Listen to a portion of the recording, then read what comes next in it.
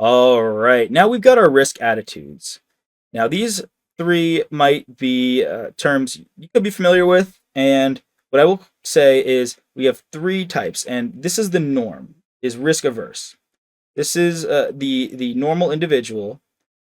This attitude, this is going to essentially reflect that an increase in risk in investment increases your required return. What does that mean? That means think about this like a company, and there's a manager in charge of that company. Now, that manager is presented with an opportunity to invest in, let's go with a country, right? A country just had a new government put in place. There was a coup, there was a revolution. Now there's a new government. It's incredibly risky because you don't really know what that government's going to do. They don't have a past, they don't have a track record. However, the potential could be through the roof. Maybe there's a lot of natural resources in that country. So there is a massive risk because remember that risk is uncertainty. If that government proves to be in cooperation with you as a company, then by all means, it's going to be a great return. There's a lot of opportunities, natural resources, so you'll see massive reward. But if that government turns out to be corrupt and doesn't do well with great business, then that's significant loss, and that's normal behavior, right?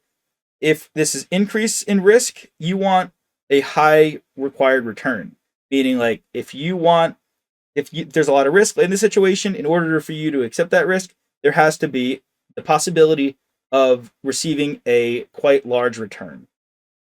Now, risk-indifferent behavior. These two are exceptions to the norm.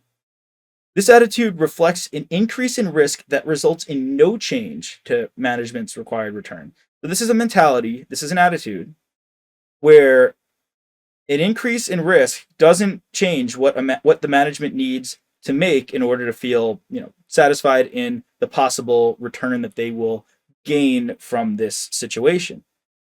Behavior is an exception to the norm, as the primary reason for accepting higher risk is to earn a higher return. You'll be asked multiple choice questions on the exam regarding these. Risk averse is normal. Risk indifferent is saying, okay, increases or decreases in risk don't change how much we are going to need to make from this as a return. Lastly, risk-seeking behavior, another exception to the norm. This reflects an increase in risk that results in a decrease to management's required rate of return. So let's say this is a super risky event for all three of these situations. Super risky. It's the country example. A new government just got put in place, and there's a lot of uncertainty. If I'm risk averse, maybe I want, a 100% return on my investment, right? That's a pretty high return on your investment, and it's fair, right? It's a super risky investment. This new government could potentially seize all of your assets, so you want 100% return as a manager in a company. For a risk indifferent individual, right? So the risk level goes up, right? It's very high, but there's no change. So let's say risk level is 5. I'm just making this up. There's no metric to specifically use. Let's say the risk level goes up to 7 out of 10. So it went, to 5 out of 10. Now it's 7 out of 10. There's no change. You still are okay with 100%. Now, generally, if you are risk averse and the risk level goes up to 7, you'd maybe want 120% return. Now, if we are risk seeking and we go from 5 to 7 again, we are okay with 80% returns. Now you can see why would you do this? It's just a risk behavior, right? We want to just know this for the exam. This behavior is an exception to the norm because risk seekers will settle for lower expected returns with higher levels of risk. Just got to know if you're like me, you're probably risk averse. Stay risk averse. Don't accept anything less than what you should get. And there are reasons for these. I'm not going to get into it because why would I get into something if it's not too important or it's not going to be elaborated on too much? I want you to focus on what you just need to know for the exam. That being said, memorize these in terms of, right, change in required return, what you change that for depending on an increase in risk. Hey there! Are you ready to not only pass your CPA exams, but truly understand and enjoy the material while studying? I know it seems impossible, right? Especially to enjoy the material?